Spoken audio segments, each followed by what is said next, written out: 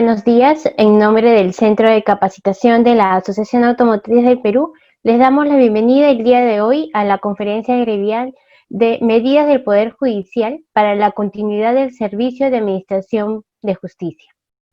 Esta conferencia se está realizando gracias al apoyo de Rodríguez Sangobaldo Abogados y esperamos que podamos absolver todas las dudas que ustedes tienen con el contenido de esta charla. Sin más preámbulos, le doy el paso a la doctora Rosa Gomero del área legal de la Asociación Automotriz del Perú para que nos pueda presentar a nuestro invitado del día de hoy. Buenos días, Rosa. Buenos días, Mónica. Buenos días a todos los participantes. El día de hoy quisiera presentar al doctor Adolfo Pinillos Córdoba, abogado por la Pontificia Universidad Católica del Perú. El doctor es especialista en prevención y solución de controversias. Cuenta con más de 12 años de experiencia en litigios de tipo constitucional, contencioso administrativo, en temas y en áreas como telecomunicaciones, hidrocarburos, energía y tributación, así como en disputas civiles y comerciales en materia de propiedad, contratos y responsabilidad civil. Además, agregar que el doctor se encuentra en el ranking de Chamber Latin America 2020. Sin más preámbulo, le cedo la palabra al doctor Adolfo Pinillos. Muchas gracias, doctora Gomero. Muy buenos días. Quiero agradecerle a la Asociación Automotriz del Perú por esta invitación. Creo que este tipo de eventos son muy importantes para sus agremiados. Siempre ayudan a difundir temas coyunturales, propuestas, y permite estar actualizado en materias, principalmente en este caso, en un tema legal y vinculado al tema de los litigios. También quiero agradecerle a todos los participantes por prestarme esta mañana algo fría su tiempo. Vamos a tratar en forma específica cuáles son las disposiciones administrativas dictadas por el Poder Judicial para asegurar la continuación de la justicia, del servicio de justicia. Les voy a decir algo que tal vez es muy trillado, ¿no? Lo habrán escuchado en casi todos los miles de webinars que se han venido realizando en estos últimos 2 meses.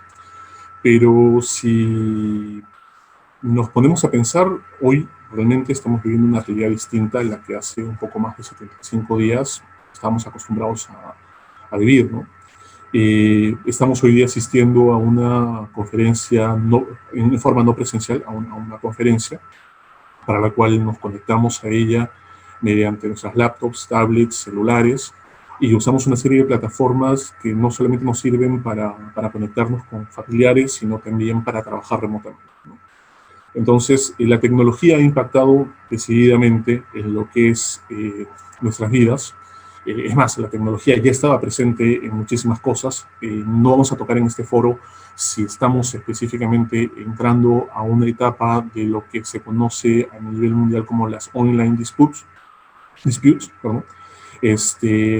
que son mecanismos de solución de controversias específicamente implementados en forma online, en los que uno hace una interposición de una demanda por correo electrónico o bajo un sistema. Las comunicaciones son expresamente en forma virtual, las audiencias también lo son, y las notificaciones de laudos o sentencias también son de tipo virtual, ¿no? En los que no hay ningún tipo de participación presencial de las partes, ¿no?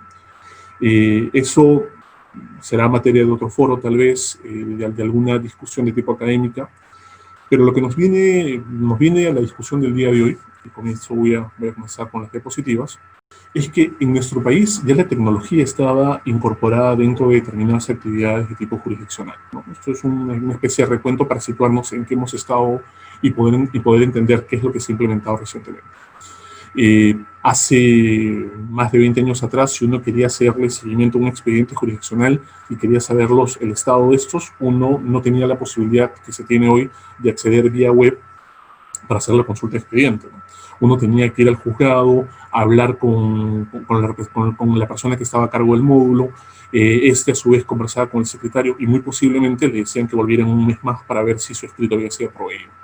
Por lo menos la primera implementación tecnológica que es el Poder Judicial, más allá del cambio de computadoras y uso de software sustituyendo las máquinas de escribir y el papel carbón, la más importante es el sistema de consultas de expedientes judiciales a través de la vía web. Esta permite que las partes puedan tener conocimiento de cuándo ingresó la demanda, quién es el juez a cargo, el secretario, la ubicación del expediente, cuáles son los actos procesales que se van registrando en este, y dependiendo de la disponibilidad, los actos principales como son las resoluciones que se van descargando, lo que permite a las partes, como mencionaba, tener por lo menos mayor información sobre el proceso, ¿no? Esto es parte de que también los procesos tienen una garantía, que es la publicidad, principalmente la de las audiencias, pero esto permitía acceder y tomar en tiempo real el estado real de lo que estaba pasando en su proceso.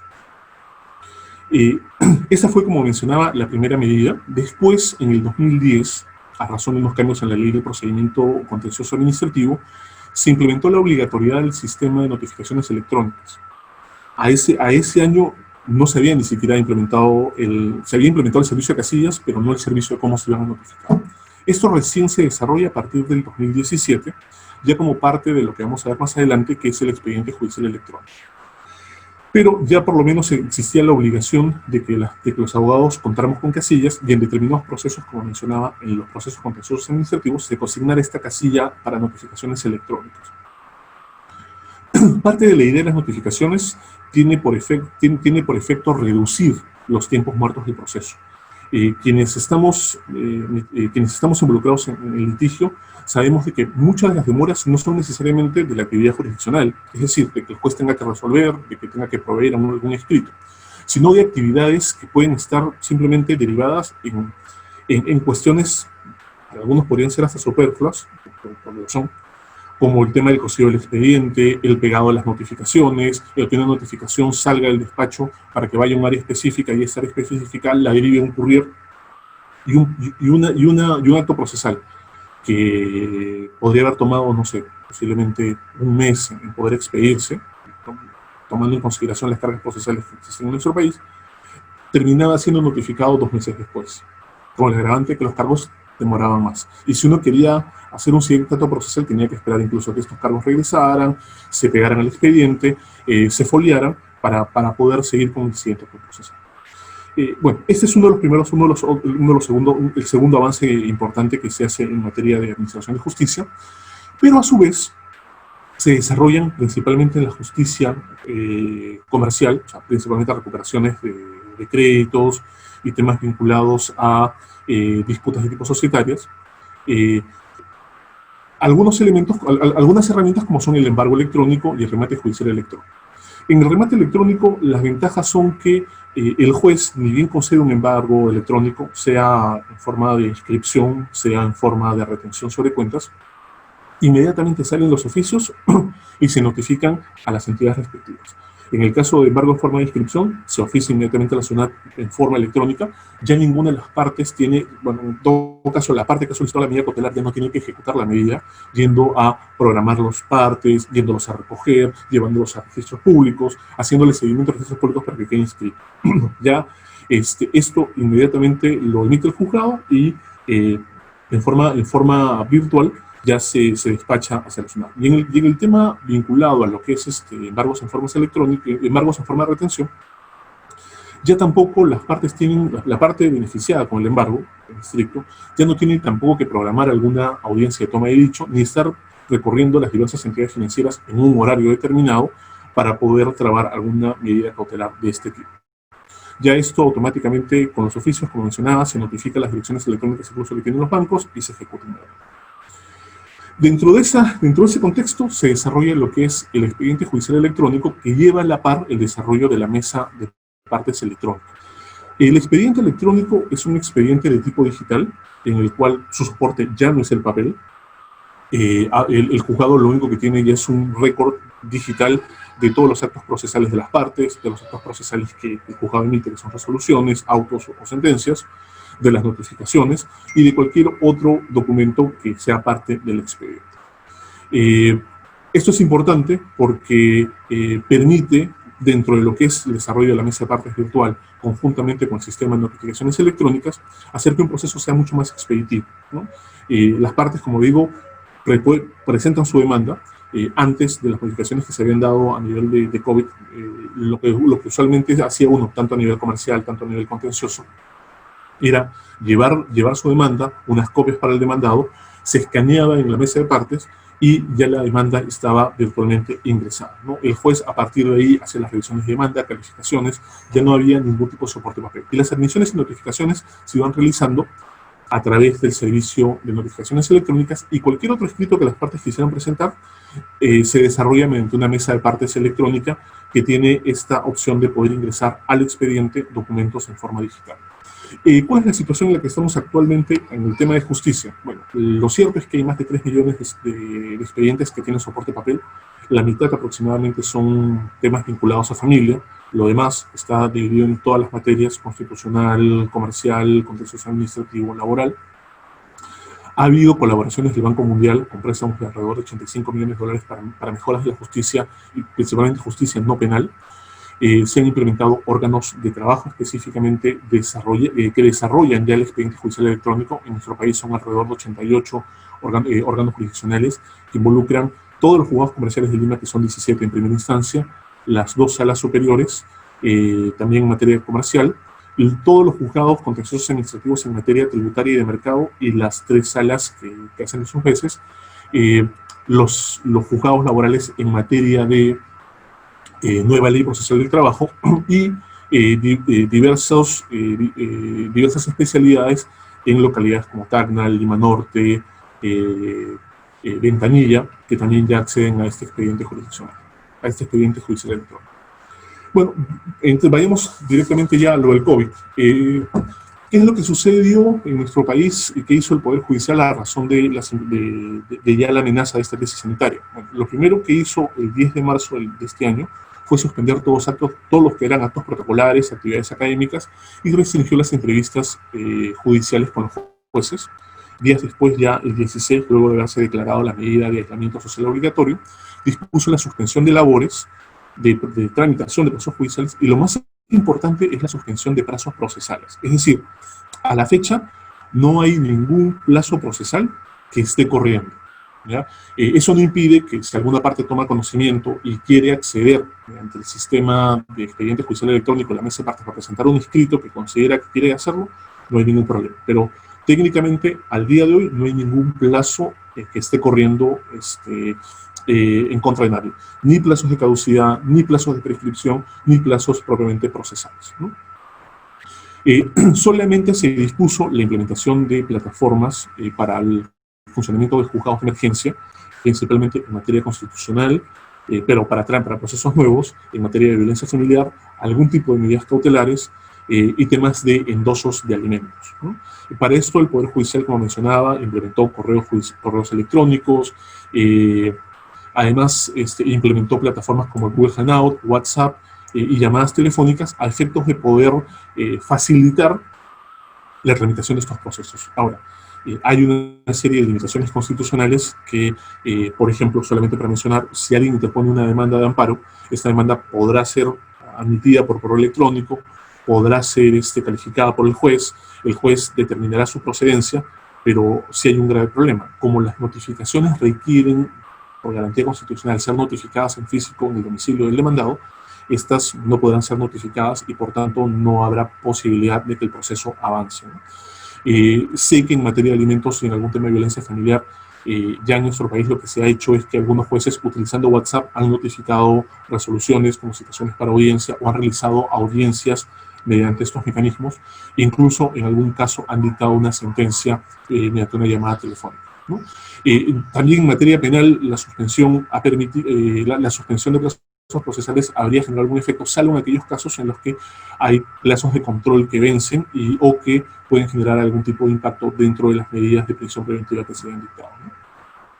Lo otro que se hizo fue la habilitación de sesiones remotas a nivel de la Corte Suprema para calificación de recursos, y para eso se han habilitado las herramientas de Google Hangout que está utilizando el Estado, que está utilizando el Poder Judicial peruano, a efecto de que los magistrados puedan sesionar y puedan discutir y votar calificaciones de recursos. No están haciendo todavía audiencias. Recientemente salió publicada una decisión de la Sala Civil Permanente de la Corte Suprema que ordena y pide a las partes que tienen expedientes en la Corte Suprema señalar una dirección Gmail a efecto de poder notificarle con vistas de las causas para calificación de temas de fondo. Entonces, el Poder Judicial ha dictado más de 10 disposiciones administrativas que piden justamente que tratan de implementar en forma efectiva el uso de tecnologías de información a efecto de evitar que la justicia pare en estos días, ¿no? Además de eso, hay protocolos de bioseguridad, está regulando lo que es importante para lo que vienen a ser las labores de trabajadores, pero lo que nos interesa son cómo los procesos se van a venir impulsando o desarrollando o tramitando dentro de esta nueva normalidad, cómo vamos a presentar escritos, cómo vamos a poder asistir a audiencias, cómo vamos a poder entrevistarnos con los jueces, ¿no? Solamente acá estamos mencionando algunas de las más importantes, particularmente en ellas está la habilitación de las mesas de partes electrónicas, la digitalización de expedientes con la aprobación de los protocolos respectivos, la aprobación de las descargas de resoluciones vía web, que esto es muy importante. Normalmente las resoluciones judiciales tienen que emitirse desde un despacho judicial, no podían, bajo sanción incluso de destitución, descargarse desde cualquier otra fuente, desde cualquier otro lugar que no sea el despacho judicial. Y además, tampoco se podían retirar expedientes del despacho, ¿no? Esto más bien ha sido ya materia de estas disposiciones administrativas que han permitido o han flexibilizado algunas normas a efecto de que esto pueda permitir que los juzgados sigan resolviendo casos, ¿no? Por ejemplo, en materia comercial se han estado resolviendo procesos, se han estado emitiendo una serie de resoluciones, resolviendo casos que pueden ser desde ejecuciones de garantía, temas vinculados a impugnación de acuerdos societarios, otorgamiento de medidas cautelares. Y a nivel contencioso administrativo se han estado también citando audiencias o proveyendo escritos de tramitación. También está la implementación del expediente judicial electrónico y lo que viene a ser la técnica de oralidad civil y las facilidades de acceso a información pública y virtual de procesos judiciales. Lo que creemos nosotros es que lo que está haciendo el Estado finalmente con esta implementación es desarrollar una gestión online de proceso en la que lo que busca es tener una incidencia en 8 puntos importantes: temas de servicio de notificaciones electrónicas, la mesa de partes electrónicas, el expediente judicial electrónico, las audiencias y entrevistas virtuales, las votaciones y calificaciones de recursos, quejas virtuales, el trabajo remoto y la bioseguridad sanitaria. Con relación al sistema de notificaciones, como les mencionaba, es un desarrollo que ya venía desde el 2010. Lo importante del sistema de notificaciones es que en todo proceso judicial, ahora por las disposiciones que ha emitido el Poder Judicial, bajo esta situación de crisis sanitaria, hay una obligatoriedad del juzgado de emitir todas sus resoluciones y notificarlas en forma electrónica para que sean a través del sistema de notificaciones del SINOR, del sistema de notificaciones. ¿Por qué? Porque lo que busca justamente es reducir riesgos de contagio para justiciables, para auxiliares e incluso para jueces, ¿no? Ahí hay una discusión respecto de si hay algunos tipos de autos que el Código Procesal Civil y la Ley Orgánica del Poder Judicial requiere expresamente, mediante norma legal, que estas sean notificadas en forma física, como los autos y sentencias que ponen fin a resoluciones, audiencias especiales, el dictado de una medida cautelar, la declaración de rebeldía, o en esos procesos donde no se exige defensa cautiva. Pero en principio lo que el Poder Judicial va a implementar es las notificaciones electrónicas en forma obligatoria. Sí va a haber la necesidad, eventualmente, cuando esto se va regularizando, de notificar determinados actos que la propia ley exige. Creemos que estas normas son normas de excepción. No están modificando el código, con lo cual los jueces van a tener que hacer esas notificaciones, pero, por ejemplo, para temas vinculados a calificaciones, traslados de calificación de algún recurso como una contestación de demanda o la realización de algún informe oral o a una audiencia de pruebas, esas no se van a ver impedidas por la notificación física. En el tema de partes electrónica, esto, como mencionaba, es el recurso que a la par se desarrolló con el sistema del expediente judicial electrónico, y este es el que permite acceder a la presentación de escritos en forma virtual. Les voy a mostrar cómo funciona. Ustedes tienen esta imagen de cómo es la plataforma que usa el Poder Judicial. Esto está dentro de lo que viene a ser el sistema de notificaciones electrónicas, el sistema de casillas. Y uno puede, si ustedes ven en la parte izquierda inferior que dice SINOR, esa es la plataforma en la que uno usa para poder acceder a las casillas electrónicas, a las notificaciones electrónicas. Y la del medio es la plataforma mediante la cual uno presenta las demandas en forma digital de lo que son expedientes ejes. ¿Qué es lo que ha hecho el Poder Judicial actualmente con las disposiciones administrativas que se ha dictado en materia de COVID para la continuación del servicio de justicia? Lo que ha dispuesto es que los expedientes judiciales electrónicos que ya tenían implementado ese sistema de mesa de partes virtual se van a seguir tramitando bajo el sistema de mesa de partes electrónicas. No van a tener ningún inconveniente. Los otros expedientes judiciales que no tenían ningún tipo de soporte judicial van a comenzar a presentarse ahora mediante la mesa de partes electrónica. Para eso, lo que ya ha hecho el Poder Judicial es habilitar en aquellos procesos que ya están en trámite.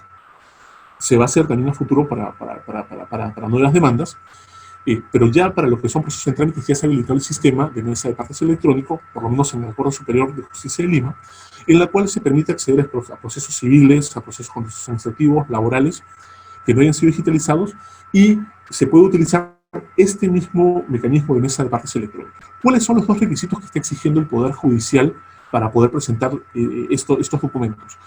El primero es que los escritos estén escaneados en formato PDF bajo la funcionalidad OCR, es decir, bajo una funcionalidad que permite el reconocimiento de caracteres, ¿no? Adicionalmente, el Poder Judicial está pidiendo que estos escritos sean firmados digitalmente. Este último requisito no es esencial, no son requisitos en el cual no se van a poder tramitar los expedientes que no están bajo el sistema EGE, pero lo que el Poder Judicial ha indicado es que si estos escritos son presentados con una firma digital, no va a haber ningún inconveniente que el juzgado los pueda tramitar porque la firma digital va a dar fe de este escrito. Si no son presentados en forma digital, lo que va a solicitar el juzgado es una posterior ratificación, lo cual evidentemente va a generar un impacto en la tramitación y demora dentro del proceso. La forma de presentarlo es muy sencilla. Uno puede ubicar el expediente ya sea por determinadas materias, ¿no? Por ejemplo, acá estamos viendo un expediente de tipo comercial, ¿no? Uno busca el distrito judicial, la instancia, la especialidad, ingresa el año de expediente, el número, y sale, como ustedes van a ver en la parte de abajo, específicamente la identificación del proceso. Ustedes tienen que ser muy cautelosos en verificar que este sea el expediente que ustedes estén queriendo presentar, porque, por ejemplo, en materia de juzgado de paz letrado pueden encontrar duplicidad de números, pero que corresponden a juzgados distintos, o también pueden corresponder a incidentes distintos, ¿no? Y el ingreso al expediente se da a través de la parte donde dice ingresar documentos. Una vez que uno accede a esto, uno determina cuál es el documento que va a presentar, la sunilla, los aranceles, el tipo de presentación de quién está presentando el escrito, si es una parte procesal, si es un tercero, adjunta los documentos y los anexos respectivos, y lo que a uno le entregan finalmente, una vez que se ha hecho el upload de este documento, la carga de este documento, es el certificado y constancia de la mesa de partes electrónica, mediante la cual uno tiene constancia de que ingresó el escrito, el número de fojas, los aranceles que se han utilizado, quiénes son las partes, el horario de presentación y si hay algún tipo de observación. Hace un rato que es el siguiente punto, está vinculado a lo que es la presentación o la tramitación de expedientes judiciales electrónicos en formato digital. Estos, como mencionaba, se mantienen y se van a seguir presentando tal como se han presentado hasta ahora. Principalmente, ¿cuáles son los procesos en los que hay sistema del expediente judicial electrónico? Son todos los procesos comerciales a partir del 2017, absolutamente todos ya se tramitan bajo el expediente judicial electrónico. Procesos contenciosos administrativos, también desde el 2017, finales del 2017, si más no recuerdo, en materia tributaria y en materia de mercado. O sea, los de mercado son los que ven todos los temas vinculados a Indecopi, los tributarios son aquellos en los que están vinculados a SUNAT o cualquier otro órgano de la administración tributaria, como puede ser una municipalidad, que resuelven temas vinculados a tributos municipales, o por ejemplo en materia de otras instituciones, en materias de algún pago, como puede ser algún canon o un derecho que tenga índole de tipo tributario. El siguiente elemento que hemos visto entonces cómo se presentan los escritos. Los escritos, solamente para recapitular, se van a presentar los que son bajo el sistema EGE, dentro del mismo sistema EGE, a través de la mesa de partes electrónica. Los que no eran expediente EGE, ahora se va a utilizar el sistema de la mesa de partes electrónica. Eso no significa que el expediente se va a convertir en virtual. En realidad hay un protocolo para que el secretario descargue los efectos que se presenten en forma virtual y los ingrese al expediente haciendo una certificación respectiva de que los ha descargado de ahí. Pero lo que sí va a impedir, por ejemplo, es que haya aglomeraciones de personas a nivel de juzgados y esto pueda ser una exposición a riesgo y a su salud en las circunstancias en las que nos encontramos. El siguiente elemento al que me voy a referir es el tema de las audiencias y entrevistas virtuales. En materia de audiencias, lo que el Poder Judicial ha establecido es que va a utilizar la herramienta Google Hangout Meet, ¿no? El juzgado los juzgados, las salas supremas, lo que van a hacer en este caso es notificar a las partes para llevar a cabo estas audiencias compartiendo el enlace. Normalmente van a ser las notificaciones como cualquier otra resolución en la que se programa una audiencia con hora específica y específicamente lo que se va a establecer es el enlace al cual uno tiene que colgarse. ¿Qué es lo que está pidiendo el Poder Judicial? Que quienes accedan a este tipo de audiencias puedan asegurar dos cosas, ¿no? La conectividad necesaria y su disponibilidad y todas las herramientas que puedan requerir, porque será responsabilidad de cada una de las partes el que la audiencia se pueda llevar a cabo y en todo caso el juzgado la llevará con las partes que puedan estar presentes y que no haya tenido las medidas necesarias de diligentes para poder tener una conectividad adecuada, que no se le vaya a desconectar en cualquier momento el audio o que pierda la conexión y salga de la audiencia, será responsabilidad de las partes, ¿no? Para eso, como mencionaba, ya se está exigiendo que algunas partes señalen direcciones electrónicas con Gmail a efecto de que se pueda efectuar esta notificación y la habilitación de las audiencias mediante el Google Hangout. Excepcionalmente, el juzgado va a poder realizar audiencias de tipo presencial. Principalmente se considera que pueden ser en temas de familia. Las quejas por demoras de tramitación o inconductas funcionales se van a tramitar en vía web. Ya existía y ya existe un mecanismo de queja web. En este momento están deshabilitadas las posibilidades de quejas telefónicas y de quejas virtuales. Y esto permitirá, finalmente, las partes que tienen algún tipo de reclamo que tengan que hacer, también recibir una respuesta virtual y una coordinación por parte del órgano de control con el juzgado por alguna demora o inconducta que se pueda estar presentando. Se prevé que el trabajo en el Poder Judicial va a ser conforme a las disposiciones que se han dictado para diferentes entidades públicas, con una reducción de aforo al 50%, se van a estar turnando los trabajadores que van a ir principalmente los que tienen algún tipo de enfermedad preexistente que los puedan considerar dentro de lo que son el grupo de riesgo. Va a trabajar preferentemente en forma remota y la otra medida es la digitalización de expedientes, ¿no? Esto solamente para tenerlo en cuenta, no necesariamente ustedes son parte del Poder Judicial.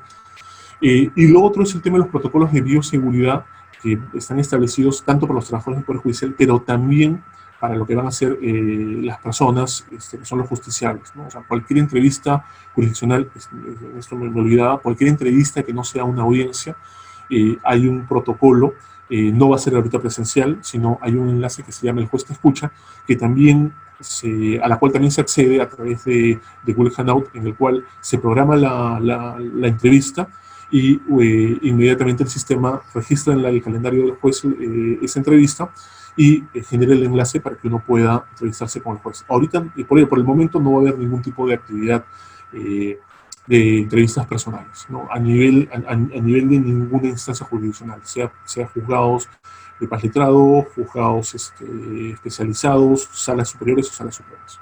¿Qué es lo que ha dispuesto el Poder Judicial para su reactivación? En forma muy sencilla, el Poder Judicial ha establecido que a partir del 17 de junio próximo, comienza la reactivación y reinicio de las labores, ¿no? Entonces el personal interno va a comenzar a asistir al Poder Judicial conforme a las limitaciones que se han mencionado antes.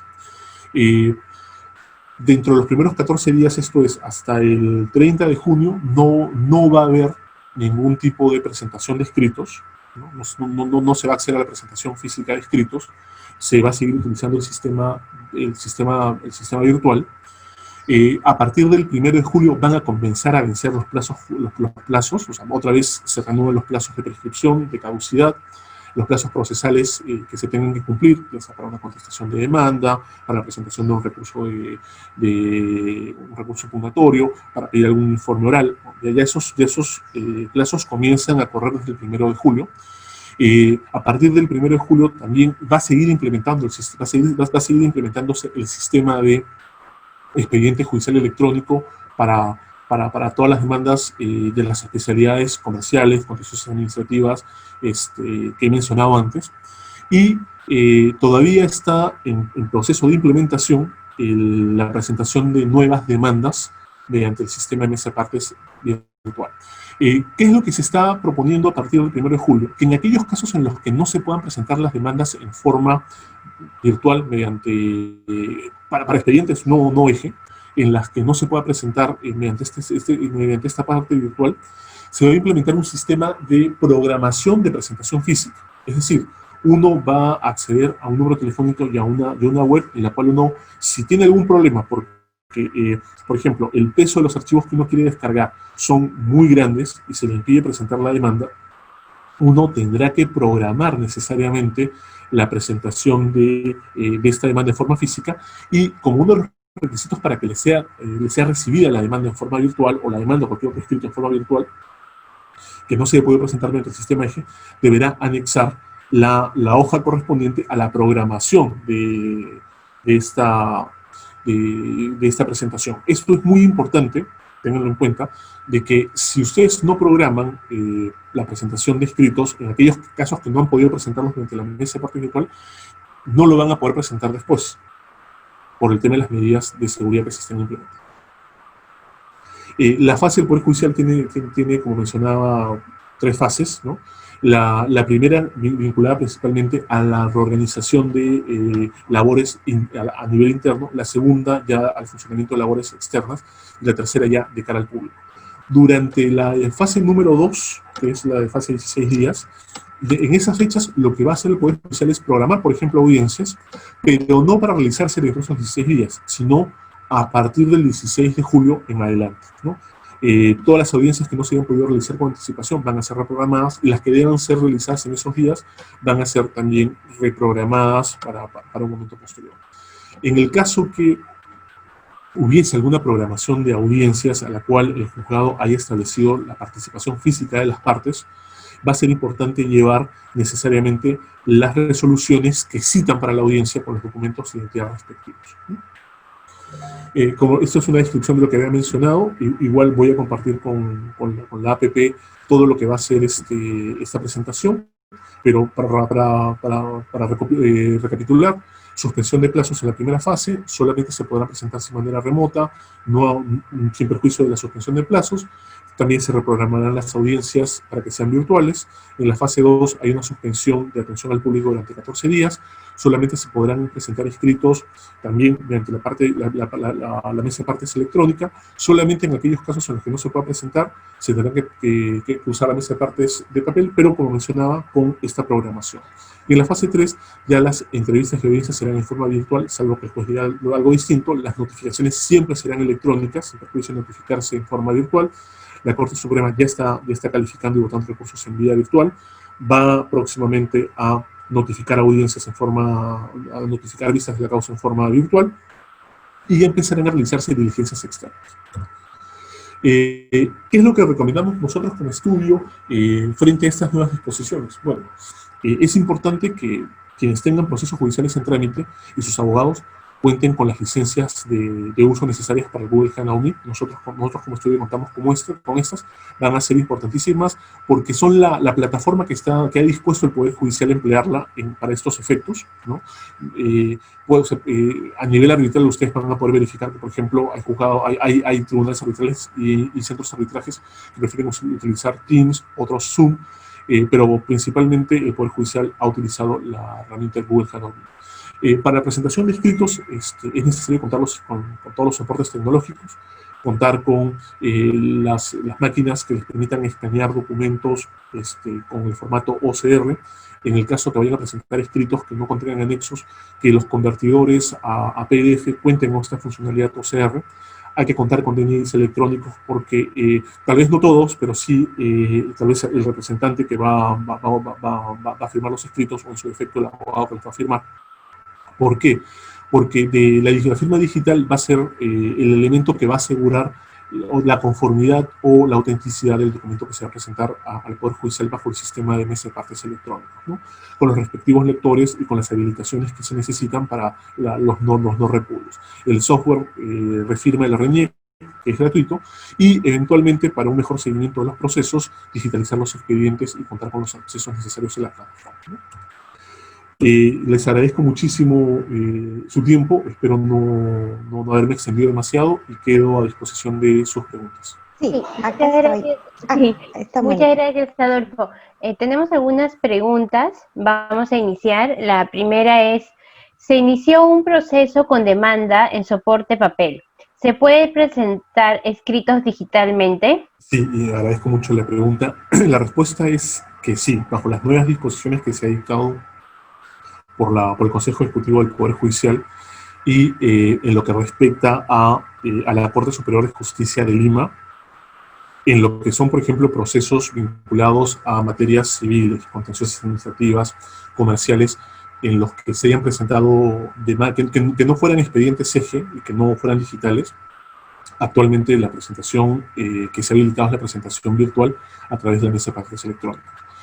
Hay cortes superiores de justicia, como la de Junín y, bueno, Callao hasta hace un poco, que lo que están habilitando era la presentación de escritos mediante correos electrónicos. Al menos el Callao ya nuevamente ha habilitado ya el sistema de la mesa de partes judicial electrónica y también está el de la casilla a efecto de poder efectuar esta presentación. Ahora, es importante que se tenga en cuenta la Corte Superior de Justicia y el tipo de juzgado donde se va a presentar.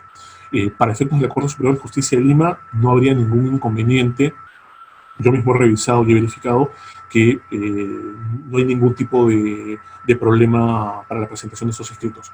No sé si en otras cortes superiores, me consta que, por ejemplo, en la Corte Superior de Paita y en algunas otras de provincias, no está habilitada tampoco la presentación. Sé que el Poder Judicial está trabajando en estos días hasta el 1 de julio en poder habilitar estas plataformas. Hay, como mencionaba, todo un protocolo para eso. Los expedientes judiciales electrónicos que existen a la fecha son de 130.000, frente a una brecha que existe de casi 3 millones de expedientes de papel. Entonces, puede tomar algún tipo de tiempo. Perfecto. La siguiente consulta es, cuando se habla de firma digital, ¿se refiere a la que se hace a través de RENIEC o a través de una empresa certificada?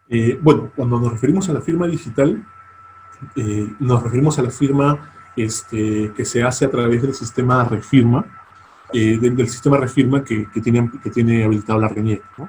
que es la firma que se nos permite hacer a través del lector, de un lector y con el chip que tiene el DNI electrónico. Entonces, esa es la firma que se pide que se incluya dentro del PDF, la funcionalidad de QCR que se va a presentar.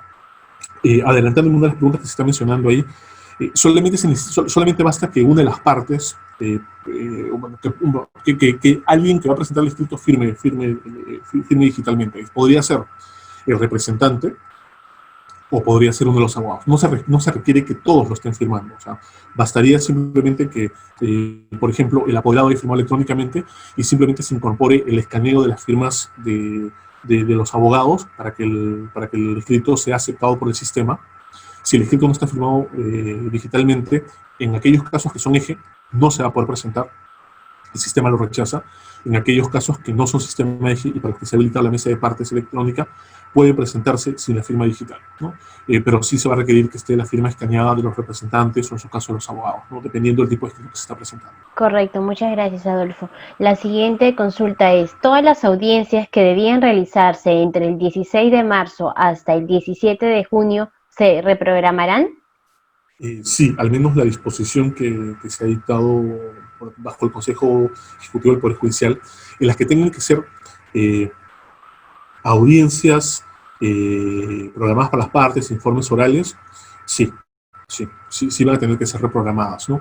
Ahora, hay algunas audiencias, sé que en materia laboral hay algunos juzgados y salas que han estado citando audiencias y las han estado incluso realizando, pero en principio la disposición es que aquellas audiencias que no se hayan podido realizar van a tener que ser reprogramadas para su realización a partir del 16 de julio de este año. ¿El requisito de DNI electrónico es para todas las partes, además de para los abogados?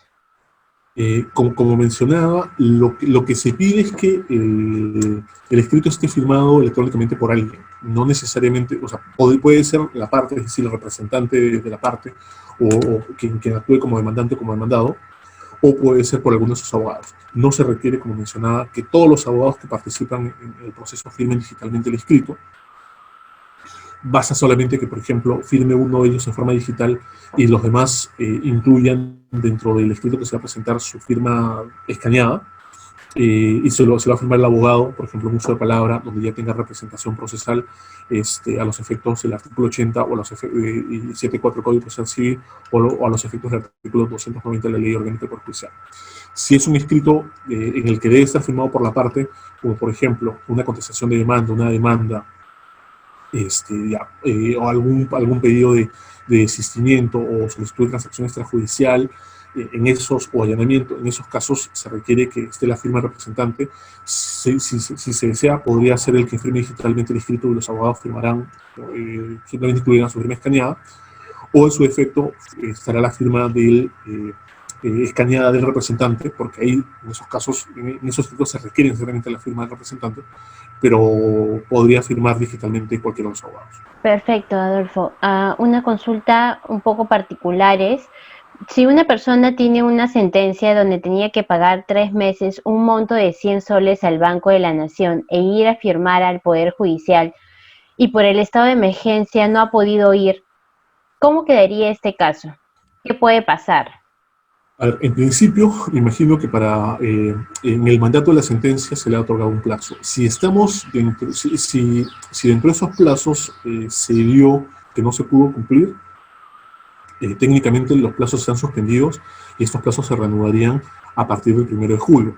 Lo que correspondería en todo caso, a partir de ese momento, sería hacer los depósitos en el Banco de la Nación, informar al juzgado de estos depósitos mediante un escrito que se presentará digitalmente a través de la mesa de partes electrónica, y a partir de ahí pedir alguna reprogramación al juzgado, ya sea para hacer esta firma mediante una firma electrónica o alguna implementación. Acá quiero hacer una mención. El Poder Judicial todavía tiene una serie de protocolos por aprobar. Por ejemplo, en materia cautelar no se ha definido hasta ahora si es que la legalización de firma puede ser sustituida por la firma electrónica, o si las partes todavía van a tener que acceder ante un secretario para que les legalice la firma si es que ofrecen una contracautela. Esto evidentemente es importante porque para algunos jueces, si bien la contracautela es un requisito de ejecución de la medida cautelar, lo exigen para poder calificarla. Entonces eso puede generar una demora en las tramitaciones. Y solamente para mencionar, si esa sentencia fue notificada antes y los plazos para cumplir con eso se habían vencido antes, evidentemente en ese momento ya se estaría en un cumplimiento de un mandato jurisdiccional, pero habría que subsanar inmediatamente el pago de la sentencia, el pago de lo que se ordenó en la sentencia. Ok. Para ir culminando la ronda de preguntas, en tu experiencia, ¿la audiencia virtual permite acceder a más de una computadora o solo una por parte? Hasta ahora, lo que hemos podido verificar es que el enlace permite acceder a varias computadoras. Por ejemplo, una donde esté el representante y otra donde esté el abogado, sin ningún tipo de limitación, ¿no? Google Hangout permite que puedan estar conectadas varias personas a la vez. No vería ningún inconveniente en eso, ¿no? El detalle, más bien, que habría que verificar son dos que se van a presentar a partir de las audiencias. El primero es, las audiencias en nuestra legislación como garantía constitucional eran públicas. Entonces, esta situación definitivamente en el que las partes, en el que el juez solamente notifica a las partes y sus abogados para que participen, atenta o no contra la publicidad de las audiencias, porque no tengo entendido de que este enlace pueda ser utilizado por otras personas ajenas para poder participar o ver la audiencia, ¿no? Tendría que tener algún tipo de vinculación con las partes y sus abogados, ¿no? Y el segundo elemento que también hay que tener en considerar es, a veces, por ejemplo, hay audiencias como la audiencia de pruebas en las que si el demandado no asiste o llega tarde y el demandante no asiste o llega tarde y el demandado no se presenta, los procesos concluyen por una suerte de abandono. En este caso, dado que ahora las partes tienen que estar presentes en las audiencias virtuales, no habría la posibilidad de que si el demandado quiere esperar a que se presente el demandante, dada la diligencia con la que se tiene que cumplir para no llegar tarde a la audiencia y poder participar, de conectarse con anticipación, probar la conectividad, ver que funcionen los audios, la conexión de video, posiblemente va a suceder que las partes, que lo que va a suceder es que algunas partes ya no necesariamente puedan utilizar esta técnica para poder concluir el proceso, ¿no? Sí, antes de terminar nos han llegado dos consultas más. La actuación de pruebas, especialmente declaración de parte o declaración de testigos, ¿cómo se realiza? Bueno, en principio, igual, se va a tener que realizar mediante el sistema de Google Hangout Meet. Se le va a notificar a los testigos y a las partes para la audiencia, y el juez le va a llegar según los protocolos dados en el Código Procesal Civil. Es decir, si se trata de una declaración de parte, se abrirá el pliego respectivo y la parte empezará a responder en función de lo que se le ha preguntado en el pliego. Ahí, claro, hay determinados detalles que hay que verificar, ¿no? Una de las limitaciones que existía en el Código Procesal Civil, que existe en el Código Procesal Civil, es que los abogados no pueden participar en la conducción del tipo de respuesta que tiene que dar o el testigo o la parte, ¿no? En esta situación, el hecho de que las audiencias se realicen en forma remota no asegura que alguien pueda estar preparado con alguien más que le diga cómo contestar. Pero eso va a tener que ser ya parte de la evaluación que haga el juez, ¿no? O algunas mecánicas que se vayan implementando en el tiempo. Por el momento no hay una guía que diga cómo se va a tener que implementar las declaraciones de parte o testigos a efecto de asegurar que estos no sean capacitados durante el momento de la audiencia para efectos de responder las preguntas que se les puedan hacer. En el caso de testigos, rige la misma forma, salvo que por las modificaciones que hicieron en el Código Procesal hace un tiempo, ya no se requiere un pliego interrogatorio, sino que las preguntas se van formulando en función del abogado de la parte que va a interrogar. Muchas gracias, Adolfo, por habernos acompañado el día de hoy. Gracias a Rodríguez Sangobaldo Abogados. Y antes de culminar, le voy a ceder el paso a Chelsea Lamarca, subgerente del área legal de la Asociación Automotriz, para que pueda clausurar esta conferencia. Buenos días, Chelsea. Buenos días. Gracias, Mónica. Gracias, Adolfo. Tu presentación ha sido sumamente ilustrativa. Antes de terminarlo, sí, no quería perder la oportunidad. Quería hacer dos comentarios o pedirte que nos hagas dos comentarios sobre dos temas. Definitivamente el tema del COVID, si algo bueno podemos rescatar de toda esta crisis es el empuje que se le está dando a todo el tema de la virtualidad en todos los procedimientos, pero hay dos puntos que me gustaría comentarte respecto al tema de la corrupción en el Poder Judicial, que es algo que siempre nos preocupa y no es un tema de ahora, por supuesto, es un tema que venimos arrastrando, ¿no? ¿De qué manera o cuál es tu opinión respecto a si todo este camino que todavía, como dices, es un inicio y falta mucho recorrido, ayuda a bajar los índices de corrupción en el Poder Judicial? Es un tema que quizás podríamos tener toda una sesión para ese tema, pero digamos algunas ideas sobre esto. Y lo otro que también tiene que ver con esto es respecto al tema de seguridad, ¿no? O sea, ¿qué tan seguros son estos procedimientos electrónicos? Digamos, todo este tema del expediente electrónico, ¿qué niveles de seguridad, o si el Poder Judicial está tomando en cuenta también, implementar paralelamente estándares adecuados de seguridad, ¿no? quizás son preguntas, son temas, pero quizás algunas ideas sobre estos dos temitas podrías alcanzarnos. Muchas gracias, Chelsea. A ver, y nuevamente reiterarles el agradecimiento por la invitación. Comienzo por lo último. El Poder Judicial, como mencionaba, ya estaba aplicando medidas tecnológicas al proceso, ¿no? Una de las preocupaciones siempre que ha existido es en cómo reducir la brecha de tiempos, porque en el proceso había una cantidad de tiempos muertos.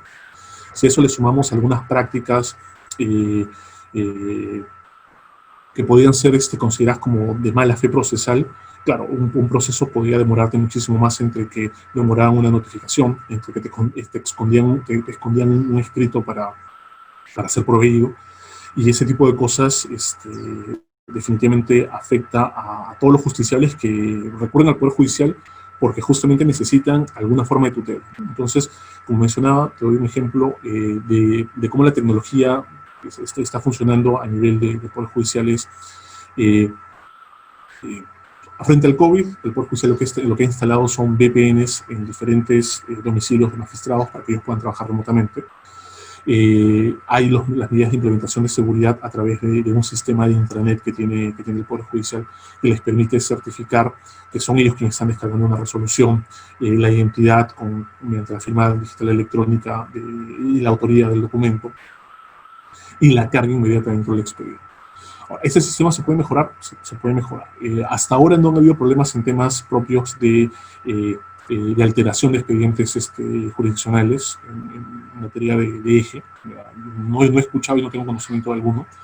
Eso creo que también facilita mucho, un poco ya contestando del lado en forma literal preguntas sobre la corrupción, de que pueden haber algún tipo de manipulaciones que se puedan hacer. Eventualmente, siempre que quien esté a cargo de la edición del expediente o la edición o el control de esta no esté sujeto a estos actos de corrupción, yo creo que el sistema ya te permite a ti dar una trazabilidad de lo que se presenta, cuándo se presenta, cómo se presenta, qué se presenta, y en ese sentido, claro, impide que hayan determinados tipos de actos que pudieran manipular información o eliminarla, ¿no? Y con eso algún tipo de nivel de corrupción. También el sistema te permite, por ejemplo, que el sistema está asociado con lo que se llama una agenda jurisdiccional, en la cual, con la presentación de un escrito, una cautelar, sobre todo en materia comercial, inmediatamente he presentado, al juez le bota una alarma de cuándo ha sido presentado y cuántos días están pasando desde que se presentó. Entonces, hay una serie de elementos que yo creo que van a coadyuvar con la tecnología a que determinadas actuaciones ya no puedan ser materia de un uso de algún mal auxiliar jurisdiccional que quiera beneficiarse de una situación por la necesidad de un justiciable, ¿no? Ahora, eso lamentablemente, la tecnología lamentablemente todavía no creo que vaya a ayudarnos a superar todos los problemas de corrupción. O sea, eso no creo que vaya a impedir que alguien se pueda comunicar con algún juez. Creo que son los pocos dentro del Poder Judicial para concertar sobre algún tipo de resolución de sentencia. Yo creo que eso va más allá de la tecnología, ¿no? Pero creo que sí va a poder ayudar a que haya mucho más transparencia, y en la medida que hay transparencia respecto de qué se presenta, cuándo se presenta, qué contiene, es mucho más fácil para las partes tener acceso a eso y saber que por ahí no va a haber nada extraño o nada oscuro en lo que se va a resolver, ¿no? Ahí creo que te respondo el tema de la corrupción y el tema de la seguridad. Y claro, yo creo que si nos queremos poner a la par de otras justicias, que creo que considero, si hablamos de que hay un sistema digital propiamente de justicia, yo creo que en el mundo, hasta donde tengo entendido, todavía no lo hay, ¿ya? Hay sistemas avanzados para determinadas materias jurisdiccionales. Se me viene ahorita a la mente el de la justicia comercial china, en la cual, por ejemplo, ya la gente no habla de firmas digitales o electrónicas, sino más bien hablan de reconocimiento facial para la firma de contratos, ¿no? Y ahí ya el sistema es propiamente de tipo digital y online, pero no está desarrollado a nivel de toda una justicia. Hay toda una discusión académica respecto de que justamente ha surgido a la actualidad. Richard Susskind, un profesor británico de la Universidad de Oxford, hace 10 años atrás decía que el mundo legal iba a cambiar y que principalmente iba a haber un cambio para el 2020 en materia de cómo los juzgados iban a resolver sus conflictos. Él no asociaba esta predicción a una pandemia, pero él sí menciona cómo la tecnología tiene que impactar en mejorar la justicia, y principalmente él discute, ¿no? Nosotros cuando pensamos en justicia, pensamos en el Poder Judicial, en un edificio donde están los juzgados, y no pensamos en la justicia como el servicio que es.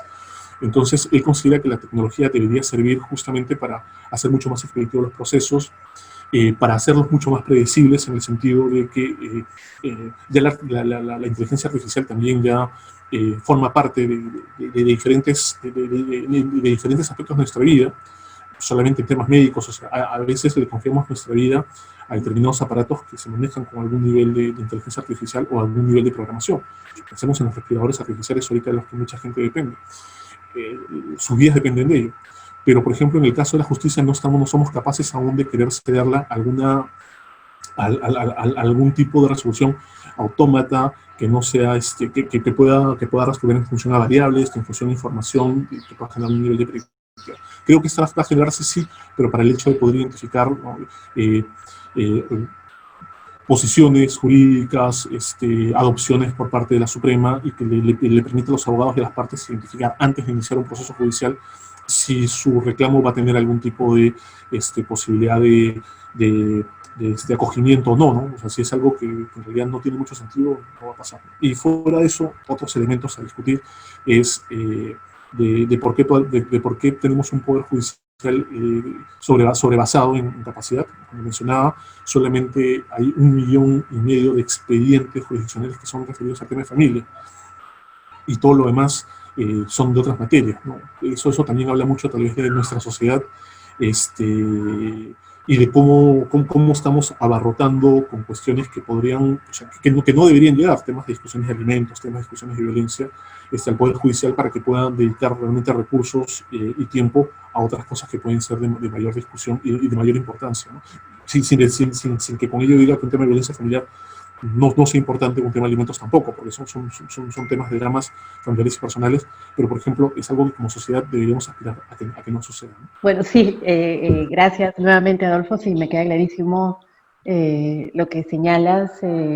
Podríamos tener en el futuro discusiones sobre este tema, que es sumamente importante, sumamente interesante, y es digamos, de interés para todos nosotros.